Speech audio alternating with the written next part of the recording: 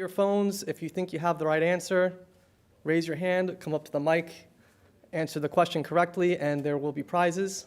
It's PE study guides. So when we get to that, I'll let you know how we're going to move forward. So with that being said, our first presentation today is on evaluating storage stability and performance characteristics of recycled composite plastic modified asphalt binders. It will be presented by Sheikh Mohamed Imdadul Islam, who is a PhD student in civil and environmental engineering at Rowan. And he is also a graduate research fellow at the Center for Research and Education in Advanced Transportation Engineering Systems. Whenever you'd like to begin.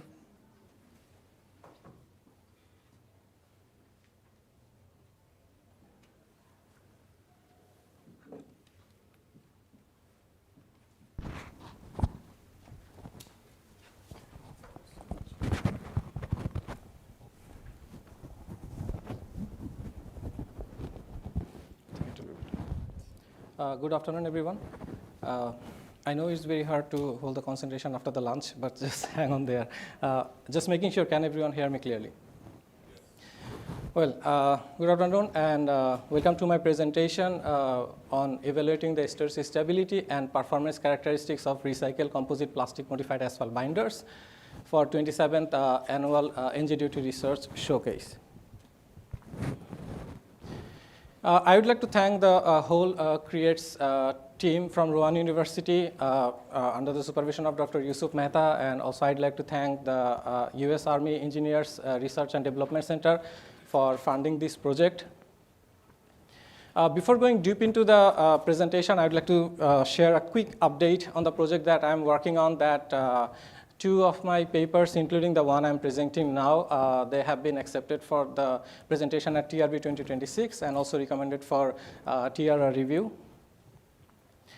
So the whole presentation will be outlined into these categories, starting with a brief discussion on the waste plastics, how it become a global issue nowadays, and how we can incorporate these composite plastics into asphalt binder, the experimental methodology that has been followed, and the results based on the phase separation and the performance analysis, and followed by conclusions and the future research scope. So if we look into the categories or the generation of plastic, as we all know, the generation of waste plastics has becoming a major environmental issue, and which is also hazardous for the human health. And every year, almost more than 20 million tons plastics is generating, where the recycling rate is very low, almost 9 or 10%. And if we look at here, we can see in the pie chart that there are different types of waste plastics included. Almost 30% is polyethylene, which is split up to LDP and HDP, and another 30% is covered by polypropylene. And the others are like polystyrene, PVC, or polyethylene terephthalate. Now, as we know that there are different types of plastics, how we can identify these plastics? I mean, how many of you are holding plastic glass or anything in your hand right now? So if you just look into those plastics, there might be somewhere at the bottom or the corner, there is a code for each type of plastic, whether it is PET, LDP, or HDP. So followed by this code, we can identify these plastics. Like for the HDPE, it means high density polyethylene, where LDP means low density polyethylene, and PP means polypropylene, which actually covers most of the 60% of the overall plastic that we saw in our previous picture. So to know better why these plastics has becoming a global issue, we have to know how this plastic recycling chain works. So after the end of their use life, the plastic goes into the trash. We just put them in the dumpsters, and then they sort it out, they move into the recycling industry, and they shred it to the smaller plastics, and then it goes back all the way to the recycling industry for the new manufacturing. Well, this percent is the 10%, what I mentioned in my first presentation, that this is very low as per the overall production each year of the waste plastic. So this 10%, if we can, this 10% only recycled every year. So if we can incorporate these waste plastics into our road infrastructure, then there will be a huge scope to fill up this place with the plastics that goes to landfills every year, which is almost 70% of the overall waste plastics. So now, as we know, the generation of waste plastics has becoming a major issue here. We also know that the pavements in the regions where the extreme weather or due to the temperature fluctuation, we have the frost heaving in the winter, and we have like softening effect or the rotting at the summer. So how we can merge these two problems and find a solution? So we can just come up with that to solve these two problems together. The overall objectives of the project is to formulate a sustainable pavement or HMA mixture design, including the recycled plastics that can enhance the performance to withstand the distresses due to the weather while mitigating the environmental pollution as well. Moving forward, this whole presentation will be divided into three main parts, where the first part is how we can incorporate these waste plastics into asphalt binder. Moving forward, we can see the methods how we can incorporate the plastics into the asphalt binder. Two well-known methods are wet mixing method and dry mixing method. In wet mixing method, where we can see we have to mix these shredded plastics into the hot asphalt binder using a high or low shear mixture, and then we have to put it into the hot aggregates to prepare the HMA mixture. On the other hand, on the dry mixing method, we put the plastics directly into the hot aggregates, and then we put the hot asphalt binder, and then we prepare the asphalt mixture. And here we can see at the dry mixing method how these plastics are coating the aggregates here. As I mentioned already, there are two methods. We have some challenges in these two methods as well. What are these? In wet mixing method, we have a problem which is called the phase separation that I will discuss later in the presentation. And it has a little bit of higher initial cost compared to the dry mixing method due to having some sophisticated equipment like the high shear or low shear mixture. On the other hand, in dry mixing method, we have some serious environmental issue like the microplastics in the air or the potential leaching to the soil. And also, we don't know how much or how effectively these plastics are coating the aggregates. So now, the thing is why we should care about phase separation issue and what is that. So due to the non-compatibility and the density difference between the plastic and the asphalt binder, the plastic after pouring into the asphalt binder, it tends to go up, at the surface of the asphalt binder at the time of storage. So if we can see an animation to better understand this, if we just imagine that this is asphalt binder into a tin, then when we pour the waste plastics, the shredded waste plastics into the asphalt binder, after the time of storage, they usually tends to go up as the density of the plastic is way lower than the asphalt binder. So this problem is called the phase separation issue in the wet mixing method. And what are the problems we face if there is a phase separated plastic modified asphalt binder? So the first, there will be obviously variability in the field construction. It will not be a homogeneous modified binder, so which will eventually reduce the performance of the plastic modified binders, and which will eventually, going to the inconsistent pavement quality, and then we will have premature failure and for the higher maintenance cost. So the solution is, as we have to care about this phase separation issue, if we want to proceed forward with the wet mixing method, the solution is to enhancing the compatibility between the plastics and the asphalt binder by a cross-linking agent to create a homogeneous asphalt binder matrix. With that objective, in our project, we selected two types of plastic. In most of the previous research, researchers use like single source of plastic, like only LDP or HDP or polypropylene. However, in the real field, the plastics are not like that. They come up with a mix most of them are mixed-use plastic. If we just look at the plastic bottle, we can see the top cover of the bottle, which is HDPE, and the lower part is the LDPE. So in real life, most of the time we have the composite plastic, and according to the plastic recyclers, they say that it's sometimes very hard to separate these mixed plastics, and that's why they lose their demand outside for the recycling purpose.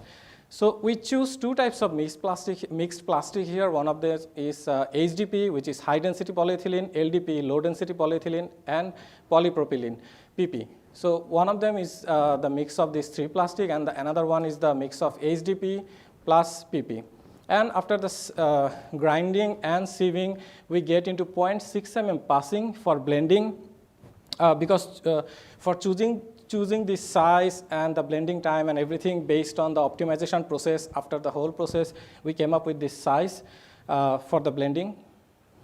And the stabilizers that has been selected is reactive elastomeric tar polymer, which is known as the RET, and another one is polyethylene grafted maleic anhydride, which is PGMA, and sulfur as a cross-linking agent. And this is the experimental methodology that has been followed for the experiments. As we can see, starting with the virgin binder, which is PG5828, considering the extreme cold weather, the whole ideology behind that was if it can be implemented in the extreme weather, then definitely it will be applicable to the standard weather like New Jersey or any other weather where we don't have the extreme weather, but it will be still implemented. So the plastics, both the mixed plastics at a rate of 1, 2, and 3% by the binder weight, and we added the stabilizers. We can see the Elvoli RET 4170 at 1:1 ratio with the plastic, and we also added maleic anhydride at 1% by binder weight.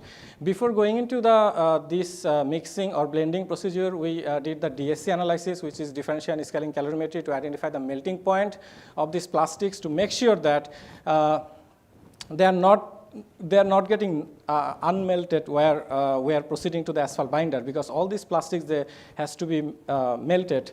So we make sure that their melting point is under the usual mixing or blending temperature, which is 180 degrees Celsius for the asphalt binder while we are mixing with the plastics. And after making sure that we blended with these plastics and each of these stabilizers, and we did the storage stability assessment, which is the problem I mentioned in my previous slides. To do the storage stability assessment, we did separation index, which is cigar tube separation test, and we did the morphology analysis using the fluorescent microscopy.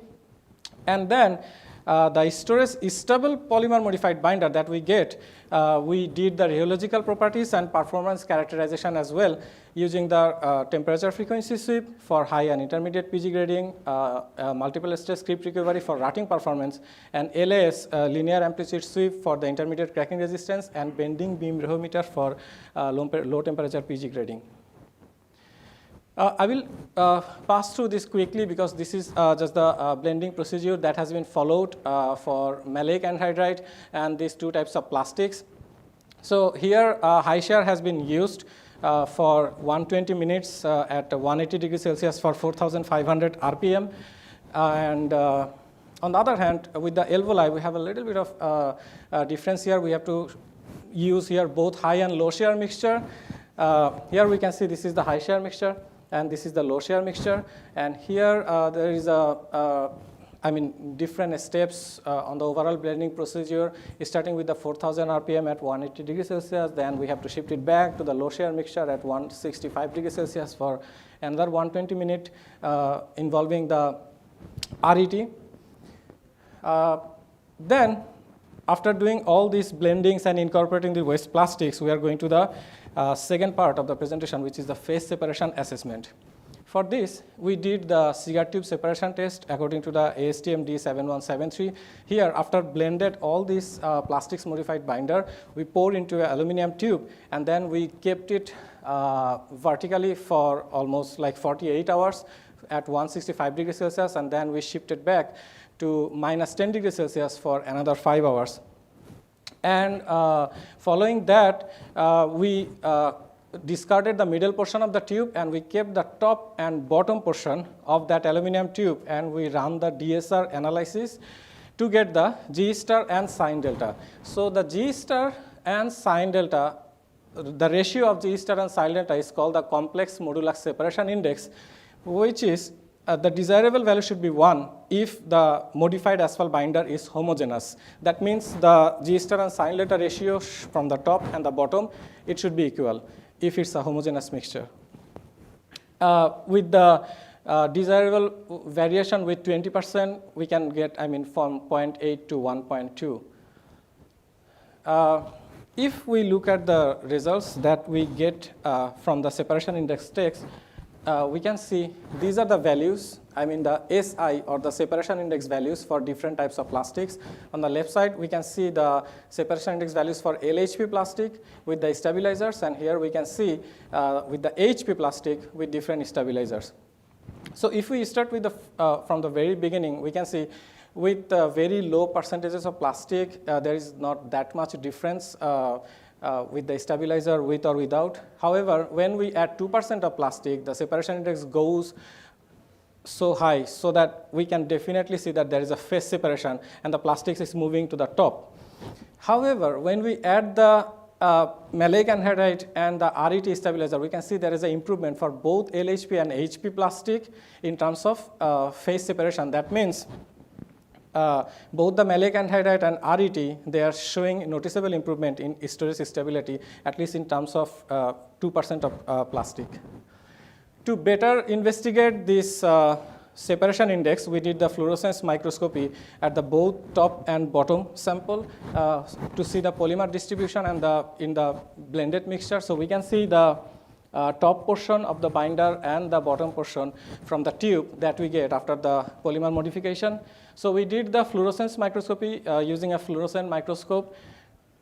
And then we can see the difference here clearly at the top. The white globules, these are the presence of plastic here at the top. And at the bottom, we can see there is no plastic. So this is called the phase separation, and we can clearly see it from here. So these are the different fluorescence microscopy images that we get for the storage stable binder that we got from the separation index values. So here we can see for the HP plastic and LHP plastic with 2%, both the stabilizers are performing well. However, if we look deeper, that with the HP plastic, the polymer distribution is not that visible or clear.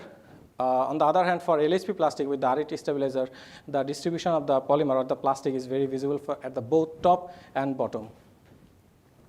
So from here, we can see the LHP2 plastic is performing better with the RET than HP 2% of plastic. Now, going to the last and third phase of this presentation is the laboratory performance evaluation of these storage stable plastic modified binders. Starting with the PG grading, we can clearly see that after adding the plastics for both the LHP and HP plastic at the right side, the high PG grading is definitely improving. However, they are compromising the low PG grading. But apparently, when we add the stabilizers like the maleic anhydride and RET, we can clearly see that these are improving both the high and low PG grade, where LHP2 with RET is maintaining the low PG grade almost similar to the control binder, which is PG5828, and also is improving the high PG grade here. So from here, we can see RET is performing better than maleic anhydride in terms of both HP and LHP plastic for high and low PG grade. To further assess the performance at high temperature, we did the rotting characteristics analysis using the multiple stage creep recovery test, where we get the percentage recovery and the JNR value, which is non-recoverable creep complaints.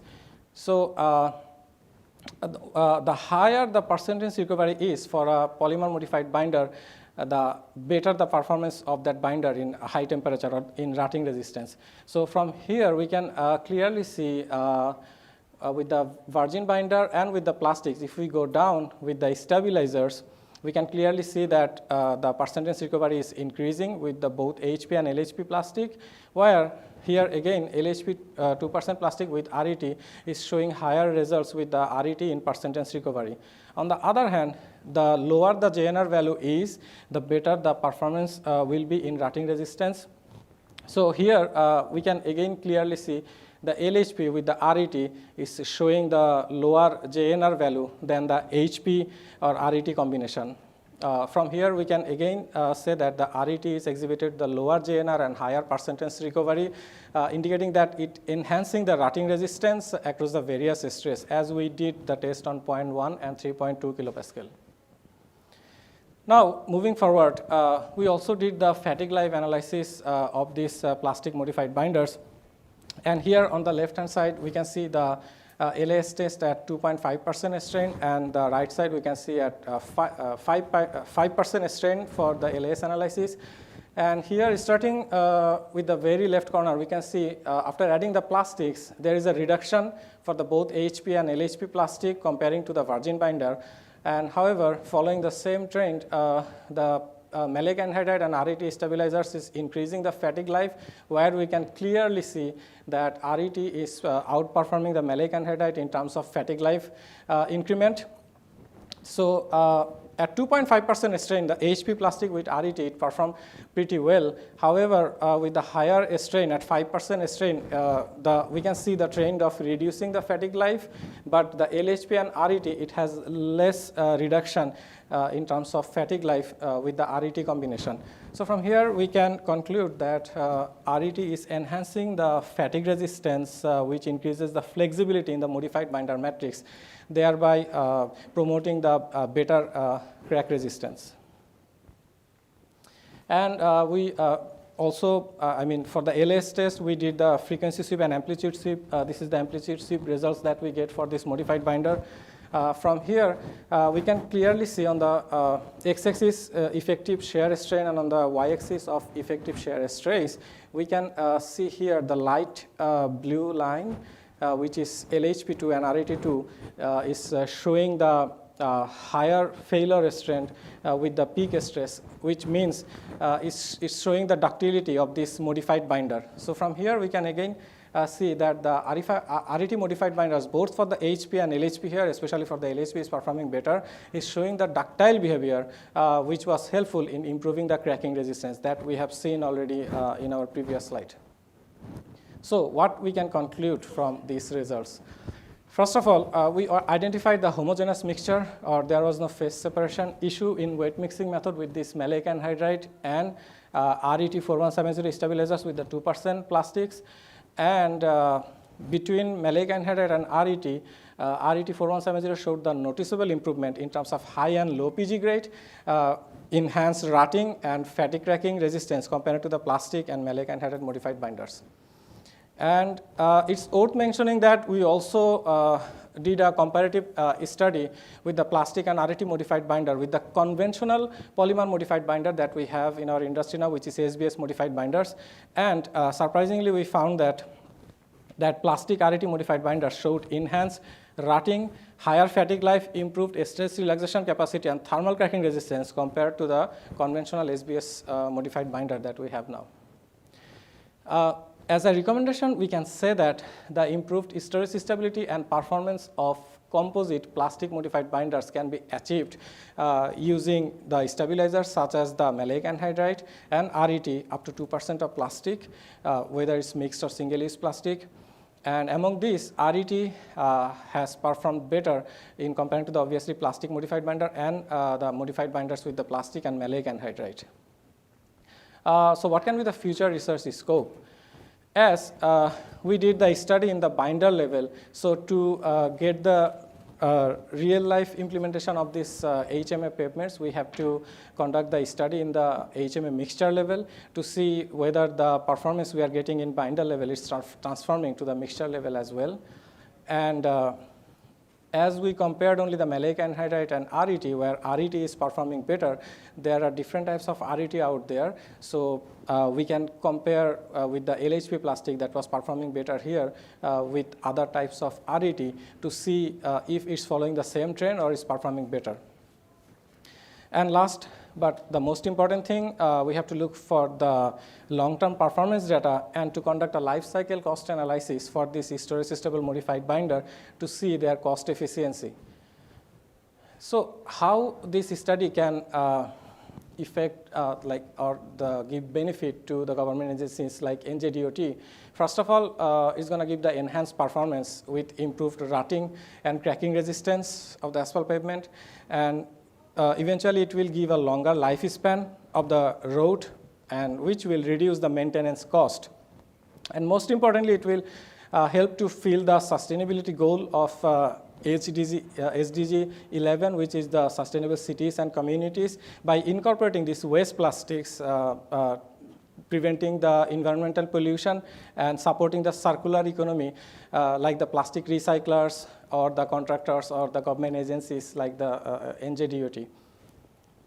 So these are the references that has been used for this presentation, and thank you all for your time. I know it's been a little bit boring after the lunch, but thank you all for hanging on there. And if you want to know more about our research, our lab, you can just scan the QR code to see what type of research we are doing in our lab. If you have any questions or suggestions, please.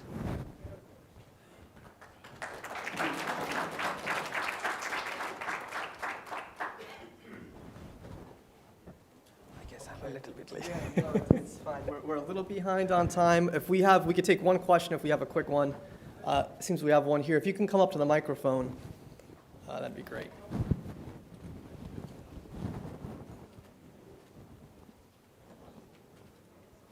The price of material if you do this recycling, conventional and non-mixed. Sorry, I can hear you actually. Yeah, now I can hear you.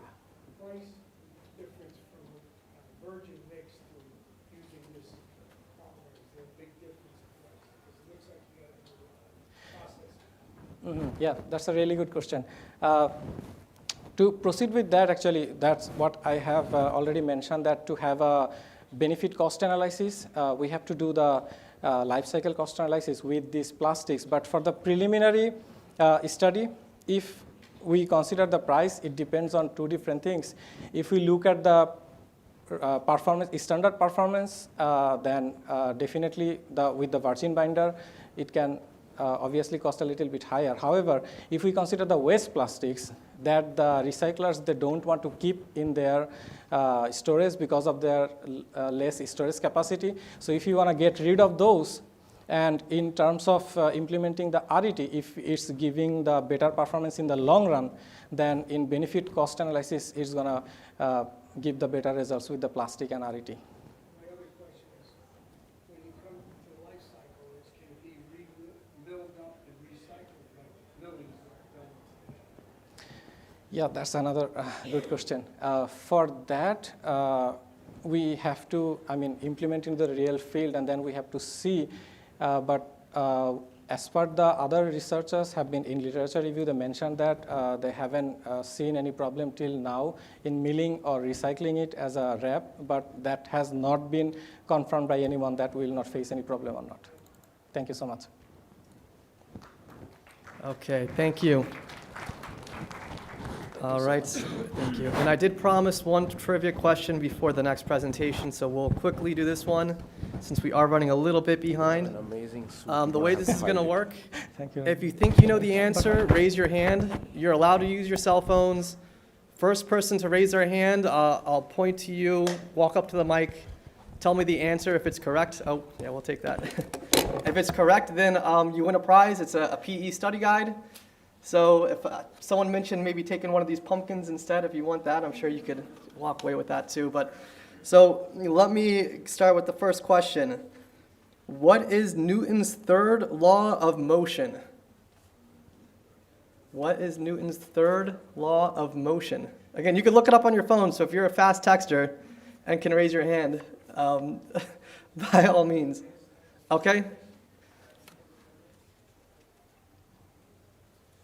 So Newton's third law of motion. The Newton's third law of motion is for every action there is an equal and opposite reaction. That is correct. Okay.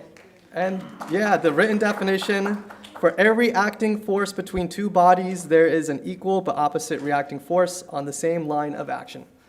All right. That being said, let me get this next presentation ready. Okay.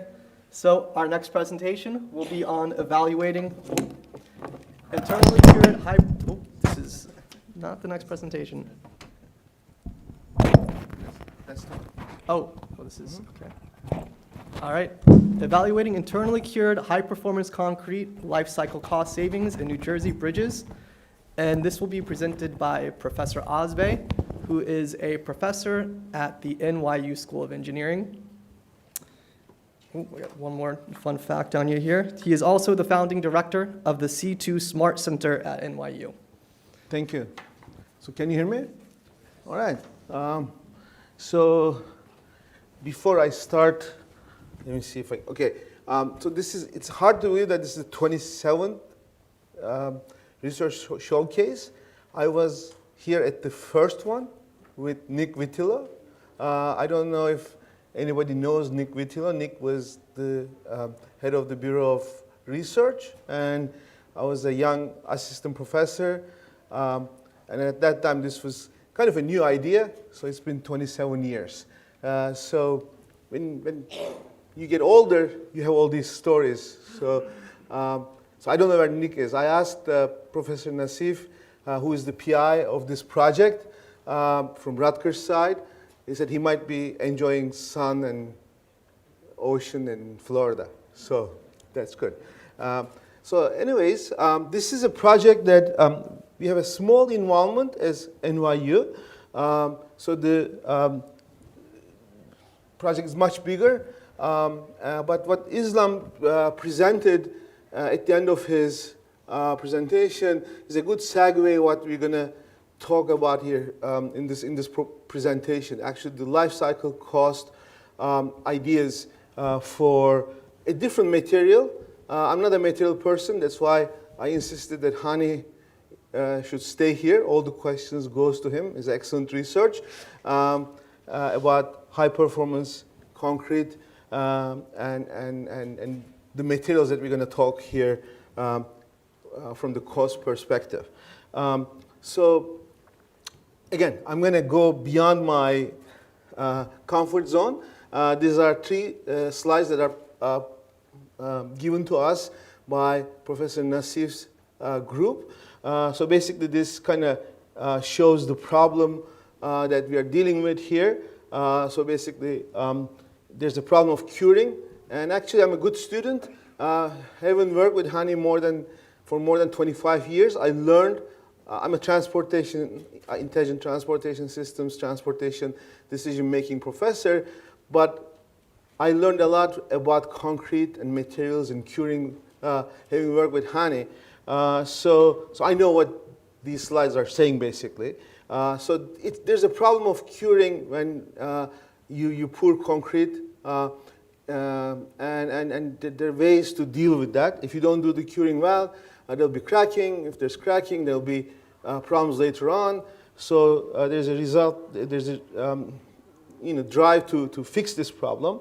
And then the important part of this, as far as this presentation is concerned, if there's cracking due to how you treat the concrete in the beginning of its life, there'll be a problem during its life cycle. And that will create problems about maintenance and more maintenance, more rehabilitation, and so on. And it will increase the life cycle cost of that bridge deck eventually. So there is it looks like there's a lot of new research that Hani's group is doing at Rutgers and dealing with internal curing. So basically, it's a better way of curing, and this is an explanation of how this is done. So basically, the whole idea is instead of doing some traditional way of curing, you want to use advanced methods like pre-wetted lightweight fines, superabsorbent polymer, and so on that will release water inside the concrete. You keep the internal, sustain the internal humidity doing that, and all of that is just to avoid cracking during the curing process. So that's kind of the explanation of why we are doing this method overall. So this is the importance of internal curing. As I said, it allows reduced cracking. It allows later on problems with um, um, the bridge deck and then deterioration and then so on. So that's the whole up. Of course, what we want to do is there are more traditional materials like regular concrete, high performance concrete. We want to compare the cost of these methods with this more advanced concrete, the material, and then see if it really makes sense over the lifetime of the structure. And as Islam said, this is important because something that might make sense in the lab or in a small scale has to make sense at a large scale. So that's the whole goal. This is the project objectives, not for our project, but for the whole project. And as you see, the life cycle is the last bullet, looking at the life cycle benefits expected. And then, let me just go back to Nick Vitillo days. This is actually one of the first projects I did almost 25 years ago when I started as an assistant professor at Rutgers before I moved to NYU. So basically, there was a gentleman called Dick Weed. None of you would know. Dick has been with DOT for a long time, and he was interested in life cycle cost analysis, and he created a project. This is my introduction to life cycle cost analysis because I was doing more technology, intelligent transportation systems. So Dick created a problem statement like you guys do today, and we were able to get that project awarded to Rutgers at that point, I think 1998. So this is, some of you are not even born then. So what happened is Dick was obsessed with one thing about life cycle cost analysis, discount rate and inflation. And at that time, this was not a big problem. And actually, there were a lot of discussions with our other university, another professor from City University of New York. Is that important? Do we really need to care about discount rate, inflation, because we really don't have great problems with that, and so on? But it was our introduction to life cycle cost analysis, and then me and my PhD student, we wrote the first kind of guidelines for life cycle cost analysis for NJIT. It's still available online. You can find it. It's one of our also papers that we wrote together that was highly cited. So I think that ideas, some of the ideas that we developed at that time, we're still using them here. And actually people are still referring to our paper. That means they're learning from our paper. One side note, life cycle cost analysis is generally used for structures, material projects, but we also apply them to intelligent transportation systems. In that realm, there's a difference because these projects are very long-term projects. So talking about 50 years, 75 years, ITS projects for life cycle is 5 to 10 years maximum.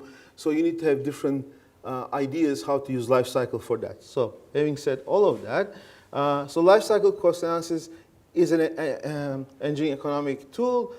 It's important because it not only considers agency expenditures, but also user cost, so drivers, commuters, and so on, and also what we call external costs, social costs. So this was important, and actually this was one of the key points that we even at that time discussed, because how do you incorporate these different cost categories in your life cycle cost analysis is important. Here we don't, because it's a very small task, we don't go into details of how to incorporate them individually. So, but I'll just give you an idea, and also you can think of it for other projects, what it means to have different cost categories. So in our work, and in general, people just use deterministic life cycle cost analysis. That means they fixed the input, and then they calculate the life cycle cost for a period of time, whatever that period of time is. But what we advocated is, because you're dealing with such a long period of time, it's more appropriate to do a probabilistic life cycle cost analysis, meaning you need to assume that your variables might change probabilistically within certain limits over that lifetime. And then you want to calculate that probabilistic values using something like Monte Carlo analysis, and then your life cycle then will become a distribution of possible life cycle costs, and then that you compare the distributions, basically. The last bullet is CO2 emission analysis. This was, I think, kind of an idea that came about during the project meetings. I'm not sure if it's going to stay in the final report. The final report is not out yet, but I'll show you some of the ideas, results, but it might not be in the final report. But that's also an interesting thing. Okay, so the life cycle, the objective function for LCCA is a large function that's made of different costs. So you have agency cost, you have salvage value, you have time cost, value of time cost, you have crash costs, what you call externalities, and then the emission cost and so on. So the different cost categories. But in general, there's 3 cost categories: agency cost, mainly cash. There is user cost, basically the operating cost, and congestion cost. And then there are other externalities like emissions, noise, and so on, due to basically the cycle of repairs and traffic congestion that might be creating this indirect, so-called indirect costs. And then, of course, for each of these, you have to assume some values for the parameters so that you can calculate this function over, let's say, 50 or 75 years. You don't want to do that manually, especially if you assume that you have thousands of bridges. So we have actually part of a different project that we work with Missouri DOT and US DOT. We developed a spreadsheet that you could use to calculate these costs for different types of bridges automatically using whatever the input values you want. So you can actually enter the cost variables. And in this presentation, you will see federal highway recommended values. These are not necessarily what NJIT uses. And in the final report, we will have the NJIT numbers that they were made available to us last week after Janet lady got the presentations, and I didn't want to go back to her and say, tell your IT people, we changed all the numbers and we need a new presentation. So, but the NJIT numbers also will be in the final report. But the spreadsheet is very easy. In fact, when I did the project a couple of times for different occasions, we tried to do a web-based version of this, and it has its own complications. So the best way to do it was to have a regular Excel spreadsheet that anybody can use. So these are the numbers. So I kind of put the caveat, these numbers are not necessarily NJDOT numbers. These are the numbers that we assumed based on federal highway assumptions. Obviously, every state is different. The practices are different, but this gives you an idea.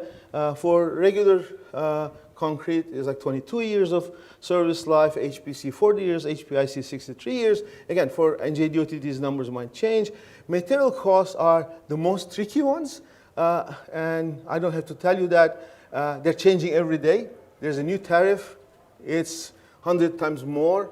There is more inflation. There is 50 times more. So these are, again, the material numbers that Professor Nassif's student got from manufacturers, we got from the literature. But again, we also have numbers from NJDOT that we will add here, and they're not the same. They're different, actually. But the good thing about the spreadsheet, if you have the numbers, you put them in, and you get the overall life cycle. Of course, you need to also make some other input assumptions, like average daily traffic, truck percentage, annual growth rate, number of lanes, and so on. There are a couple of things that you have to be careful here when you do this kind of long-term analysis. You cannot grow, for example, the AADT indefinitely. So you need to have some constraints on certain variables that are physically, they should physically make sense, especially if you're looking at one segment, one bridge. So that's also in the spreadsheet.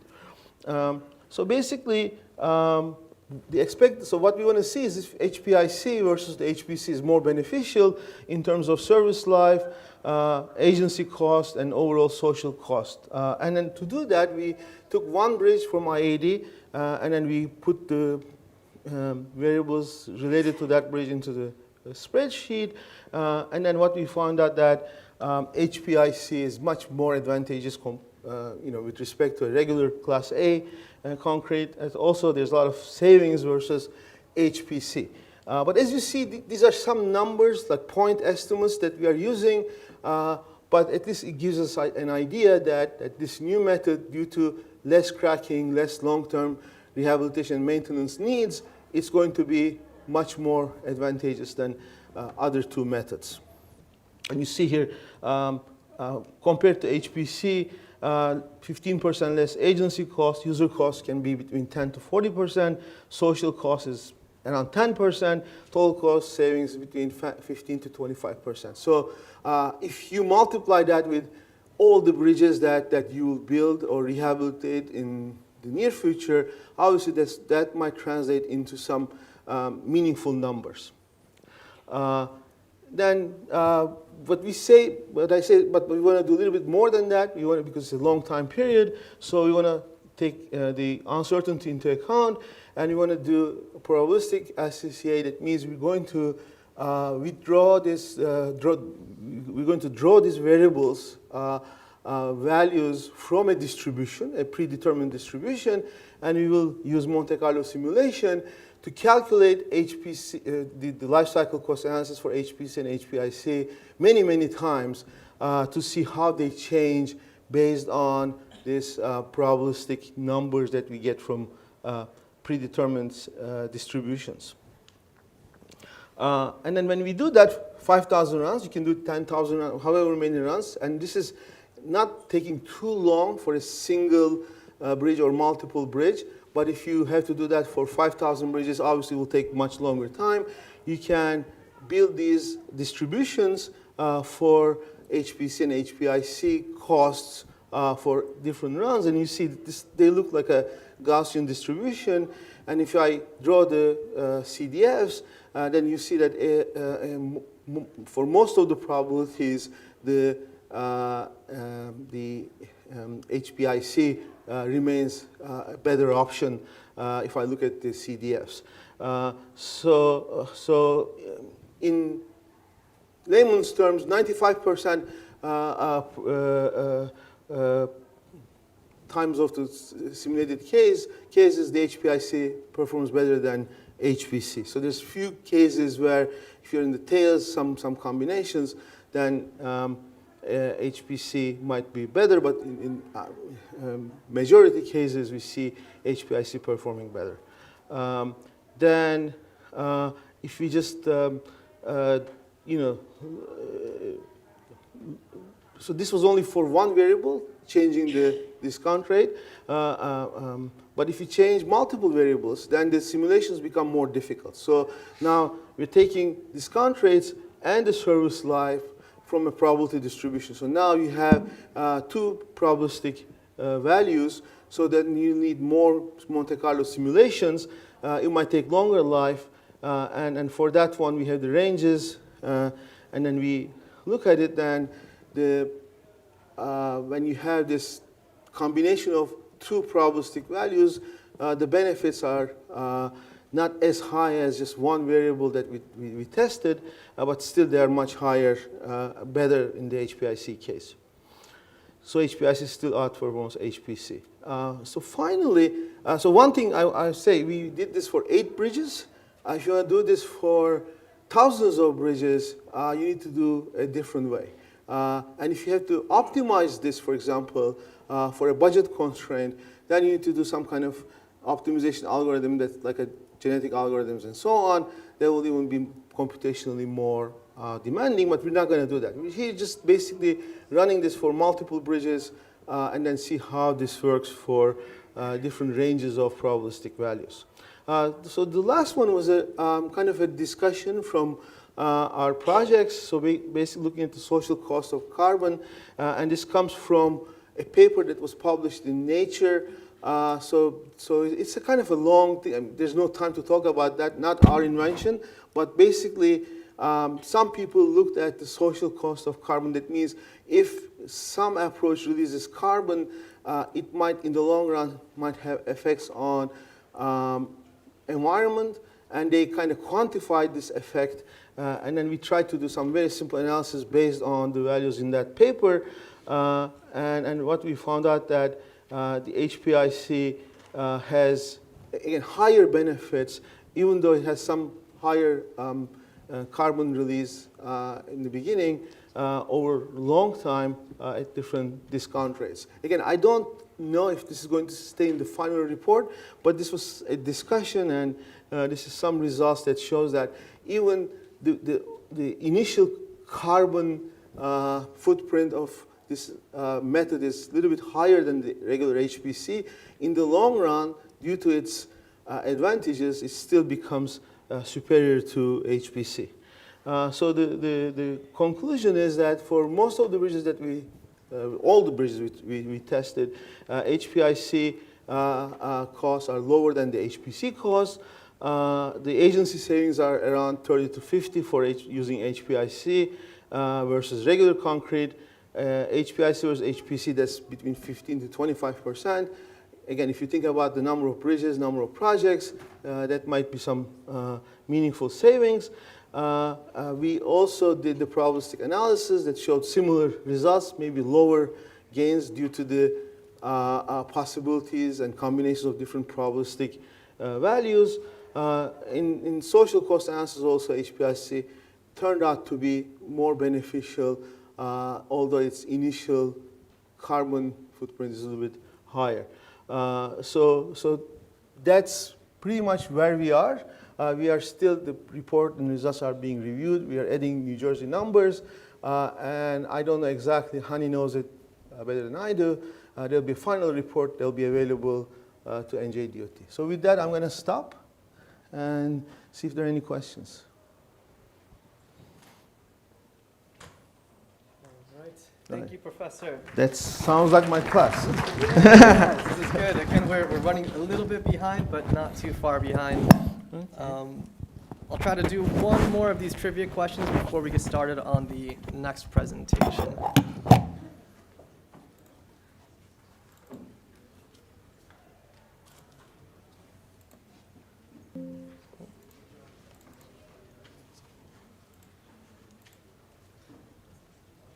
Okay, so I know people have to go to other breakout sessions. Feel free to get up and leave when you need to. On to our second question, and again, even just a general definition of this one will suffice. The question is, what is a load cell? So raise your hand if you think you have the answer. Again, the question is, what is a load cell? And even just a definition as to around what it does is fine. It doesn't have to be too technical.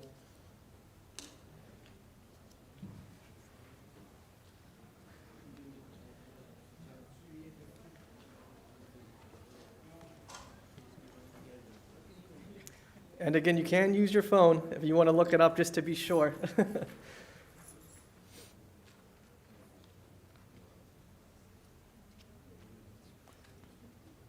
Load cell. We'll give maybe 30 more seconds for someone to raise their hand, and then I'll have to give it to you guys.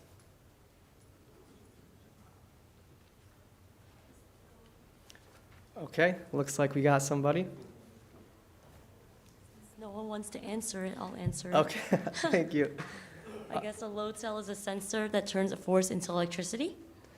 That's correct. All right. So, and the full written definition here, it's a transducer that converts a tensile or compressive force into an electrical signal, and the signal can be used to determine the magnitude of the force. So, correct. Thank you. All right. That being said, let's move on to the next presentation here. All right, our next presentation will be on real-time monitoring of far-field cracks in concrete bridge decks using distributed acoustic sensing techniques. Our presentation will be performed by Wang, who is a PhD student in the Department of Civil, Environmental, and Ocean Engineering at Stevens Institute of Technology. So whatever you prefer, if you prefer to speak into here. Okay,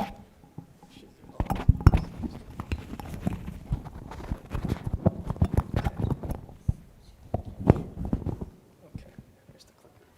Oh, okay. Let me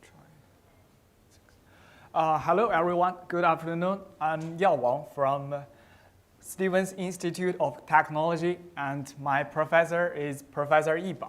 Today, I will show you our latest research, real-time monitoring of far-field cracks in concrete bridge decks using distributed acoustic sensing techniques.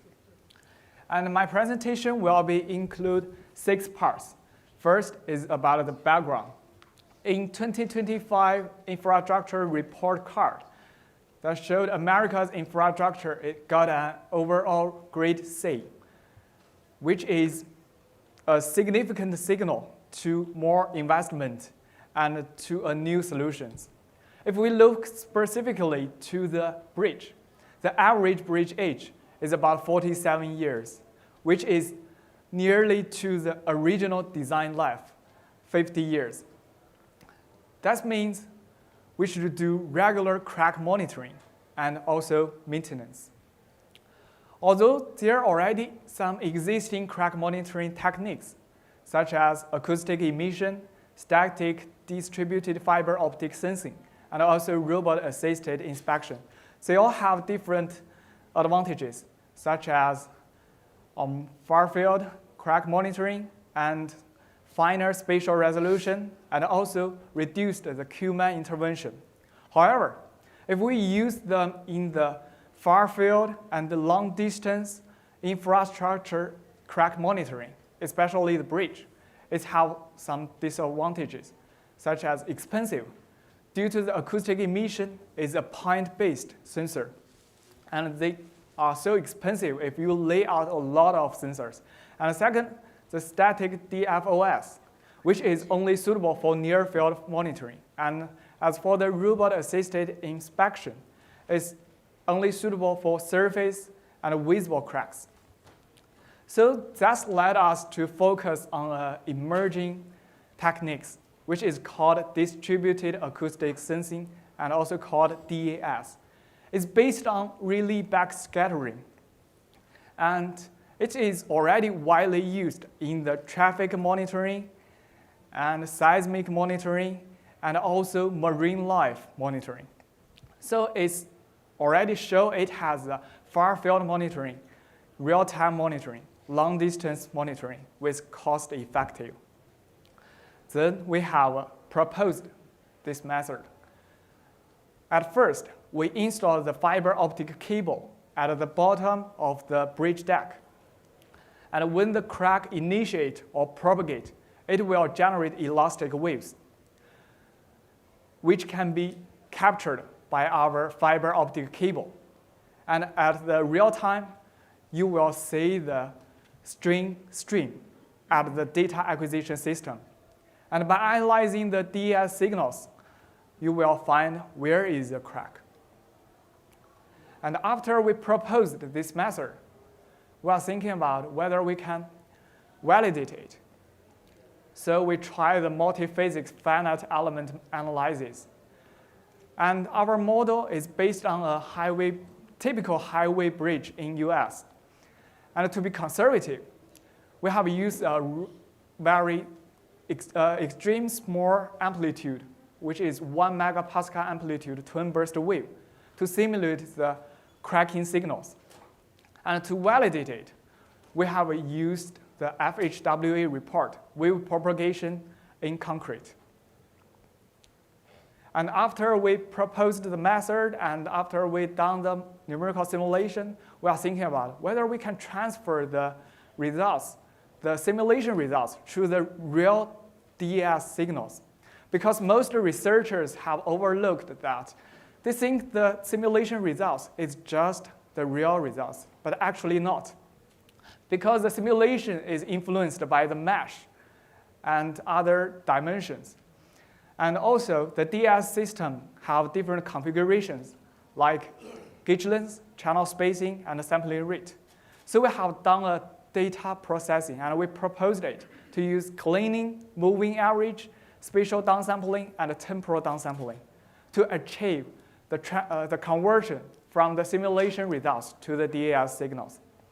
And then I would show you our preliminary results. The first question, which is very important, is whether crack can be monitored.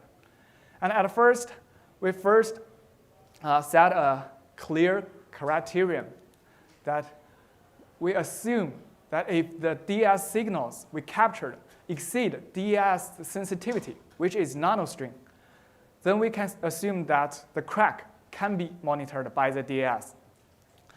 And as shown here, with the analysis of our results, we found crack larger than 20 millimeter length and a 20 millimeter depth can be monitored at 6 meters away. And even for the crack with 20 millimeter length and a 10 millimeter depth can be monitored at 3 meters away. And also, we found fiber optic cable layout under the bridge deck are more sensitive to the deep crack, which is really easily to understand, because if we have a deeper crack, the propagation path from the crack to the fiber optic cable, which we have a layout at the bottom of the bridge deck, the propagation distance will be shorter and attenuation will be shorter. And then if we got the DAS signals and we don't know whether it belongs to the crack or belongs to the traffic or pedestrian, so we have using a method which analyzes the frequency. And here also, to be conservative, we have used an extreme small frequency for the cracking signals, which is 15.4 kilohertz. And we have set a monitoring point at far field, 6 meters away, and also at the bottom of the bridge deck. And then we capture the wave, and we analyze it, and we found the frequency spectrum showed that the frequency always exceeding 10 kilohertz, even at 6 meters away.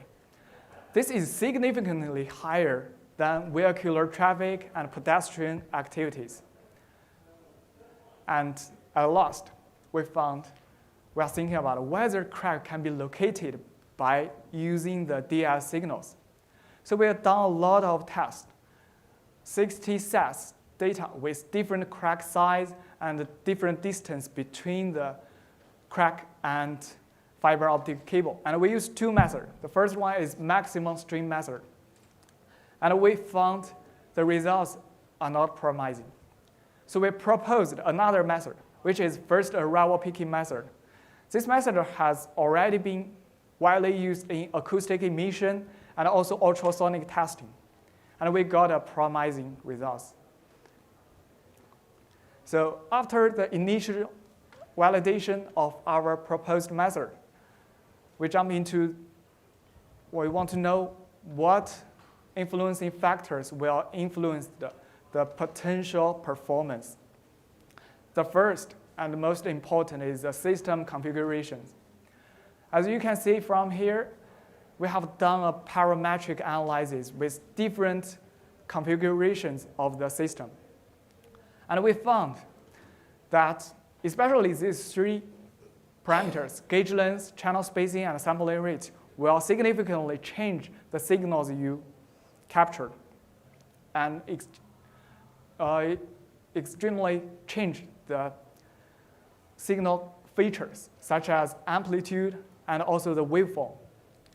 So we quantify it as the absolute maximum strain and estimated crack location. And finally, we found that coarse gauge length or lower sampling rates and also coarser channel spacing will lead to underestimation of crack severity. And among the configuration parameters of DAS system, channel spacing exhibit the most significant impact on localization performance. So if you use the DAS system to monitoring far-field crack, it's better to use a finer channel spacing. And there are also other kind of factors, such as acoustic source, such as concrete materials and crack types. As I said before, I have used a conservative 1 megapascal amplitude just to avoid other kind of cracks, whether we don't know whether it can be captured, but we use a conservative amplitude so that we can have confirmed it. And the second is the propagation, especially the pulse. As I said before, that the steel bars embedded at the concrete will influence the propagation of the wave, and finally cause the reflection and cause the scattering of the elastic wave. It will finally influence the DES signals we captured. And the third one is the noise, especially the environmental noise and traffic-induced vibrations. But as also I have mentioned before that we can use the frequency to distinguish it, because typically traffic and other environmental noise is below 100 hertz, which is far from our cracking signals, which is 10 kilohertz. And the last one is the temperature, which is also very important. Here I have shown that in the previous literature that the researchers have found when the temperature changes 1 Celsius degree, the DES signals will change about 0.2 microstring, which is really high compared with the cracking signals. However, it's also easy to deal with it. We can use the temperature compensation, such as we can install another distributed temperature sensor. And due to the temperature change is always a long-term change, at least minutes or hours. But the cracking signals is at milliseconds level. So it's easily to do the compensation. And finally, we have done comparative evaluation. First is the performance.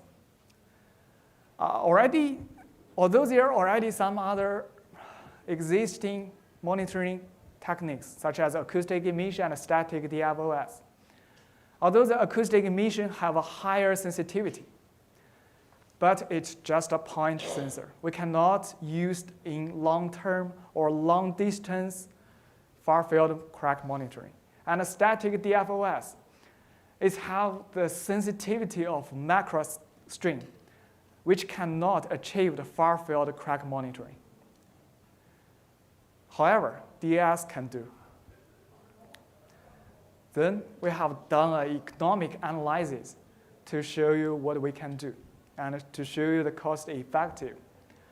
We assume that we want to do the crack monitoring at a 20 kilometer long and 12 meter wide reinforced concrete sea crossing bridge.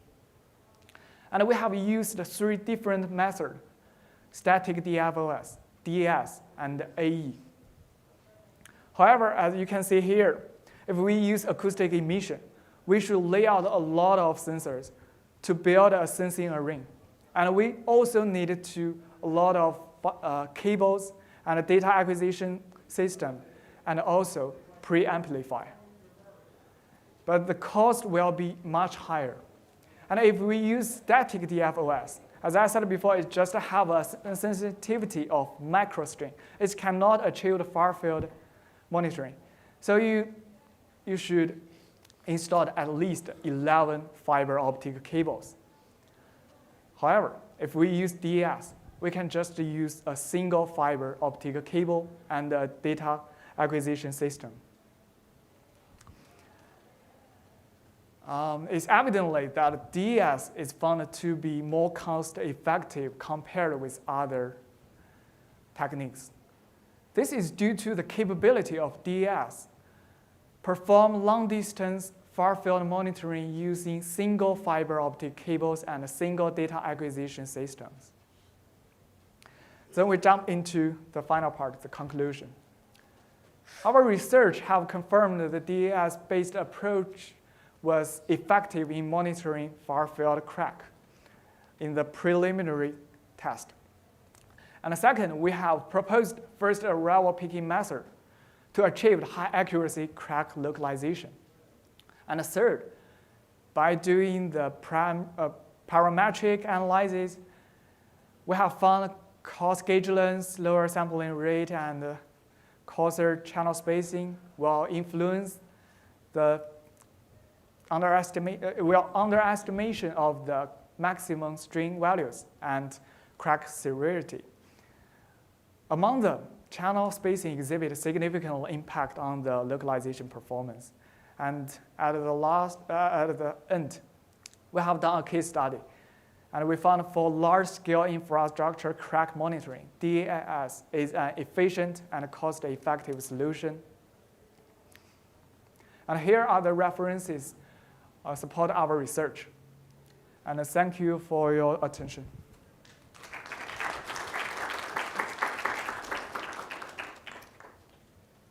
All right, thank you. And yeah, if there's any questions, we do have time for a couple questions if we have any. And all right, thank you so much. Thank you. All right, so we're doing pretty good on time here. While we have everybody, we can move along. Oh, wait, we do have a question. Perfect. Okay. And you could just speak into the microphone if that's easier. Do you need to process these signals? You mean how to process Yeah. the signals? Yeah. Yeah, actually, as I showed before, that we have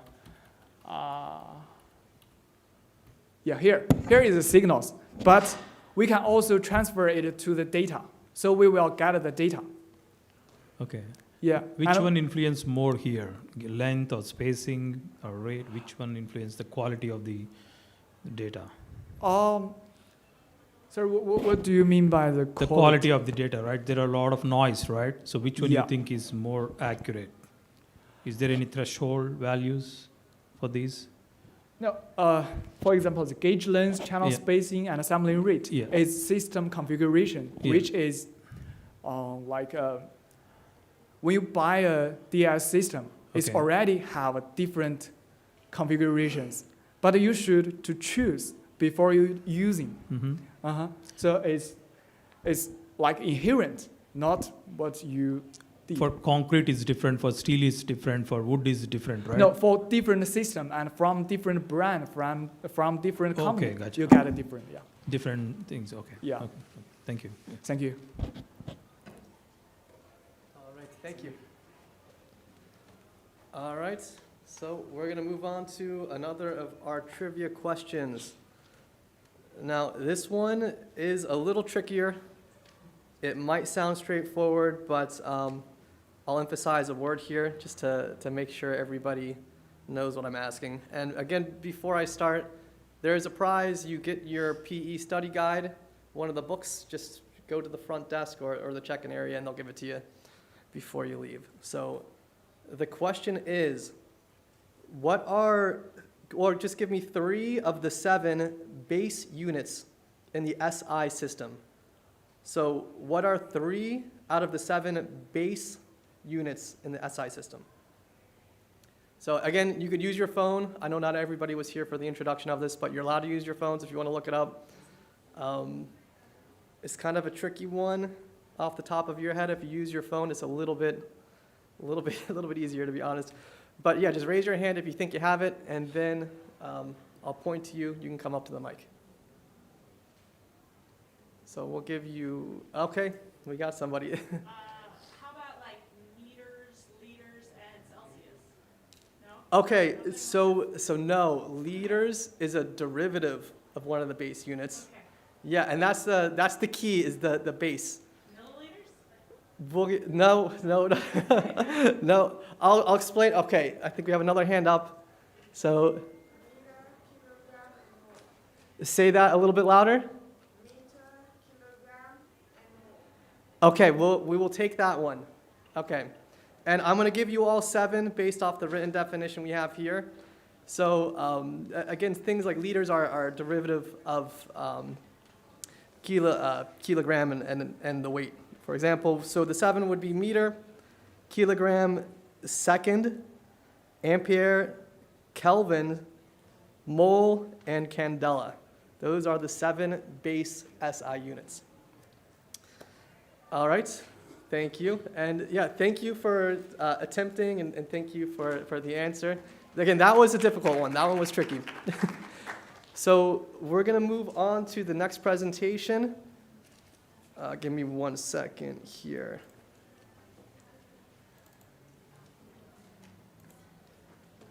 All right, and our final presentation is gonna be, actually, you know what, we have time. Let's give some people a little bit of time to get in here before we start this one in case there's other breakout sessions that haven't ended.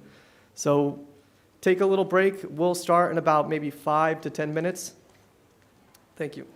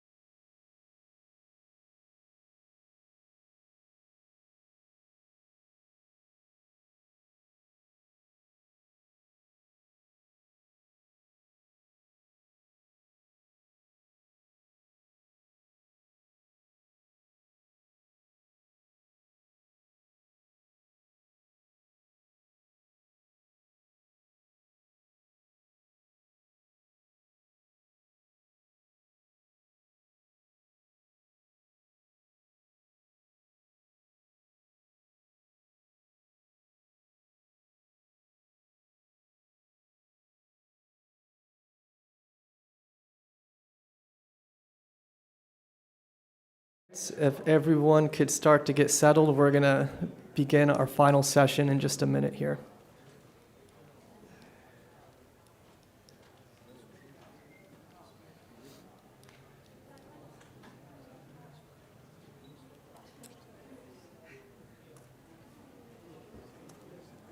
All right, so let's get ready for this final presentation. Our last presentation of the session will be Beyond the Clock, Sustainable Solutions for Returned Ready-Mix Concrete. Unfortunately, Professor Mahgoub could not be here today to present, so in his place we have Wayne Rollins, who is also with NJIT. Is that correct? Close enough. Okay, well, you could do your own introduction as well once you begin. But thank you for joining us today, and whenever you're ready, please feel free to begin. All right, good afternoon, everyone. Everyone can hear me? Okay, I'll come a little closer to the mic. Good afternoon, everyone. So my name is Wayne Rollins. I'm actually a former student of Dr. Mahgoub's. I was very heavily involved in the CAIT program when I was there. I graduated back in 21. Brief history about me. I worked in the ready-mix industry for about 15 years before I migrated to the US. I came here, did the same program. It was right up my alley, right in my backyard, coming to New Jersey. Been here over 10 years, but guess what? The interesting fact is I don't work in the ready-mix industry, but I've remained close friends with Dr. Mahgoub, and he asked me to fit in for him in this last minute. Again, one of the reasons I was heavily involved in this research many years ago. So that's a brief background about me. Now, the thing about ready-mix concrete industry, ready-mix concrete, I should say, it's all around us, right? It's the most common man-made building material that we use just about anywhere we go in this world. It also has one of the most major impact on our environment. And as such, we decided to do a lot of research into it, specifically pertaining to, quote-unquote, the 90-minute rule, that is governed by ASTM C94, where, for the most part, the old adage is we reject a load of concrete after it hit 90 minutes, right? So what has happened over the years, over many years, is that there was a lot of wastage. Wastage affects the environment. And like I said previously, the ready-mix concrete industry directly and indirectly have a major impact on our environment, from pollution to how do we deal with waste. It's a major waste generator. So by doing this research, how can we extend the life of ready-mix concrete beyond the 90 minutes, rule per se? All right. So I'm going to try my best with this presentation. So part of the research is we did 3 mixes. Mix 1, control, 100% Portland cement. Mix 2 and mix 3, utilizing cementitious materials, in this case 40% slag and 25% fly ash. We actually did the research at an actual ready-mix facility so we could emulate realistic results as opposed to doing it in a small mixer in a lab, right? So we chose that option, so we had those sponsors and so on. So we have, this was in Pennsylvania at Sylvie Concrete. We conducted pretty much all the basic tests, from compression tests, initial soft wet concrete tests, fresh concrete tests, slump tests, air entrainment, temperature, water content, etc. And of course, we made our samples to do compression and flexural tests, as well as permeability tests. Because a subsequent set of research that we ended up doing off of this is the effect, the long-term effect on freeze-thaw. Yeah, I think I said it right. All right, so here we have pretty much the targets, maximum aggregate size, 1-inch slump target of 6 inches, air content, and the temperature that we're working with. We also did mixes during the summer and during the fall to sort of get the different results to see what the environment would have, the effect it would have had on the concrete. So here we have pictures of our molds, pictures of tests being done. That's the concrete truck in the back with the actual concrete. So again, we decided to do it on a large scale so that it replicates actual mixing in the field. So, let me see. So one of the things we did, like I said, there were different parameters, different criteria that we used. Summertime, fall, so hot weather, moderate temperature. We also utilize hydration stabilizer and without hydration stabilizer.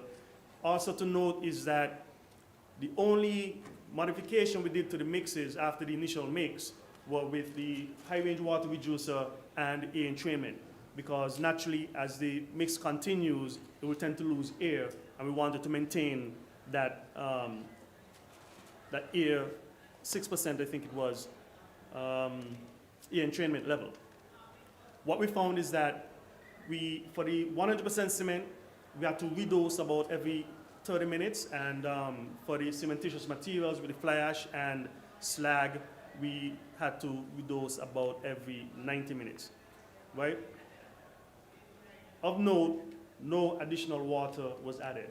The hydration stabilizer, if we were using hydration and stabilizer, was introduced at the beginning of the mix, and after that, the only time the mix was tempered was with high range water reducer and air entrainment admixture if necessary. So here we have the specimens. So we have a number of graphs. This one speaks of slump. You have mix 1, 2, 3. Remember, mix 2 and 3 was with fly ash and slag. And the slump, it didn't vary much except that for in the beginning. But as you can see, it pretty much was stable throughout up to 180 minutes. This one represents the air percentage. See, we were able to keep it fairly constant, around 6%.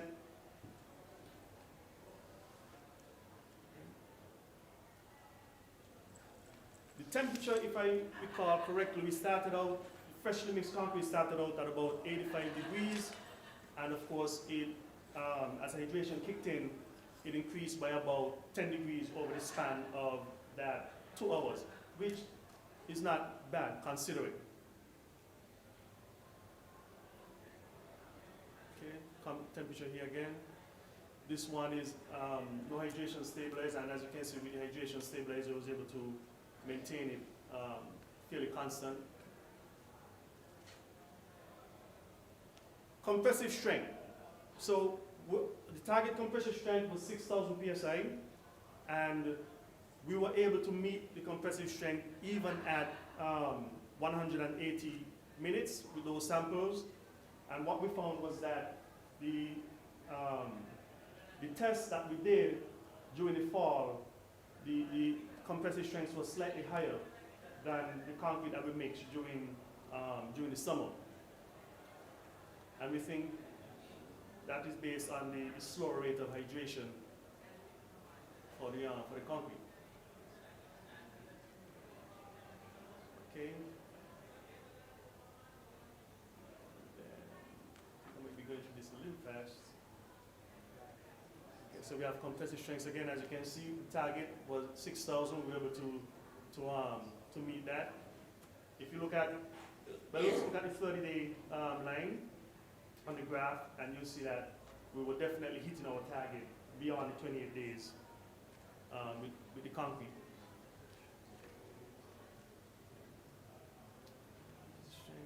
Same for moderate weather. We hit our 6,000 psi target.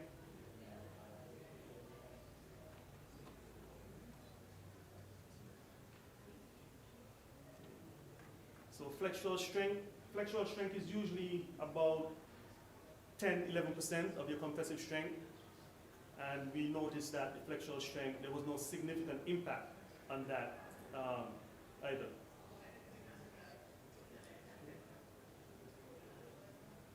So as you can see, it's fairly consistent.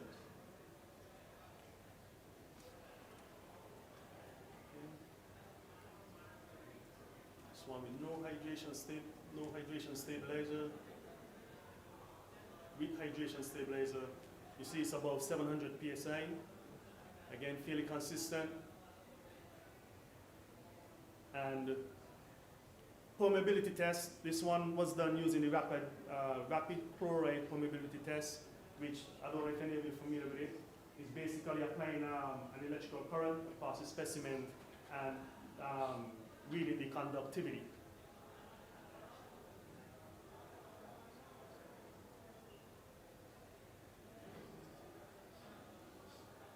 Okay, as we can see here, results fairly good. Right, so summary of the research is that we found that the mixes, they were workable up to about 150, 180 minutes. The 100% cement up to about 100 minutes, which was just a little bit over the 90 minutes. I think I mentioned earlier that in the hot weather for the 100% cement mix, we had to reduce with high range water reducer and a entrainment just about every 30 minutes, whereas with the slag and the fly ash, just about once every hour. So the slag and fly ash was able to maintain, especially the slum, was able to maintain its slum and workability much longer. Here we go, slag and fly ash, work up to 180 minutes. During the fall, again, with the cooler temperature, all the mixes had extended working times very comfortably.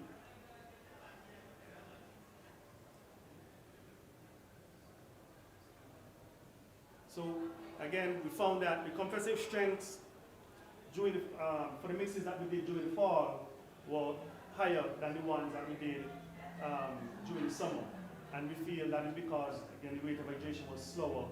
So, you know, the mixes got, and we have to reduce, we have to retemper the mixes less. Right? We were able to meet our 6,000 PSI requirement.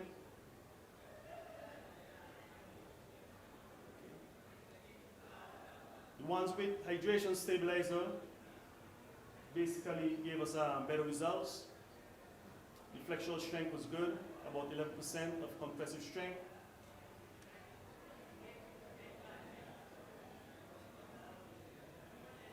Okay, there was considerable change in permeability. The permeability tests were fairly consistent across all timestamps, 60, 90, 120, 150. So we basically were doing tests every 30 minutes.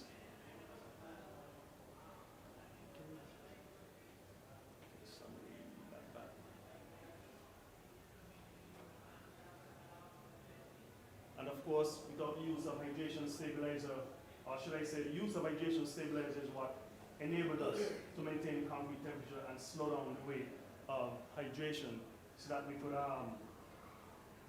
could experience the workability beyond 90 minutes. Right? So hopefully I did justice to that presentation in the absence of Dr. Mahgoub. Any questions?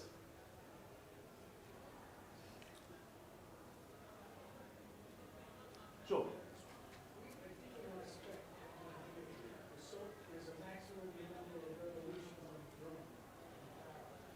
There is maximum. I can't hear you, sorry. Yeah, if you're able to use the mic, I think it's still on. What I did gather from you is that you mentioned there's a maximum amount of revolutions on the drum. That is correct. So if you go 180 minutes, the barrel's going to be turning quite a bit. That is correct. And that is one of the reasons why we did the research. Because ASTM C94 pretty much governs all of that. From the weight per minute, the maximum amount of revolutions of the drum. You're quite right. But our goal is basically to facilitate the conversation. How are we able to extend the lifetime of fresh concrete beyond 9 minutes so that we could reduce waste, become more environmentally friendly, etc., etc. So our goal is not to vouch for immediate change of the specifications, but to enable the conversation and be able to treat it on a case-by-case basis, because the reality is the technology and mixture technology has improved significantly over the years. And just like how, again, I like to use analogies. If I were to give you your sales guy in concrete, and I give you a flip phone that was made in 1990, you're gonna ask me, what am I gonna do with this? So we embrace technology when it comes to other aspects. So our goal is encourage the conversation. How can we embrace technology in construction? Embrace the technology that with our mixtures, the evolutionary technology of our mixtures, that it can impact positive characteristics to the concrete to achieve those results, right? And I think one of the good things is, a few years ago, ASTM made some accommodation that engineers for a particular project, they can allow such things based on a case-by-case basis. So the goal was not to change the specification, but let's look more closely at it and incorporate what we know, incorporate the knowledge, again, knowing what the capability of our mixtures, how can we use it to reduce waste, to extend the lifespan of concrete, become more environmentally friendly, etc. And I think we have another spec is that you can only temper the load one time. There's a lot of specs. Yeah, You know, that's what I'm always saying, when but it comes to all those concrete, specs would have to be changed. Concrete is one of those industries that I think everything has a spec. You know, everything about it has a spec, from the water to the aggregates, you know. But how can we approach concrete on a case-by-case basis? What can we allow, you know, what flexibility can we allow inside it? And times have changed. The time it takes for a ready-mix truck to get to a site now compared to 50 years ago is significantly longer with more traffic on the road. So we have to encourage the conversation. Where can we accommodate changes? Right? Not to the detriment of concrete, not to the detriment of infrastructure, etc. But again, having the knowledge, knowing what admixtures can do. Admixtures are amazing. Knowing what admixtures can do for concrete, how can we incorporate it and utilize it to a positive gain? So yeah, there's a lot of specs. You gotta stretch. You gotta stretch a bit. Any other questions?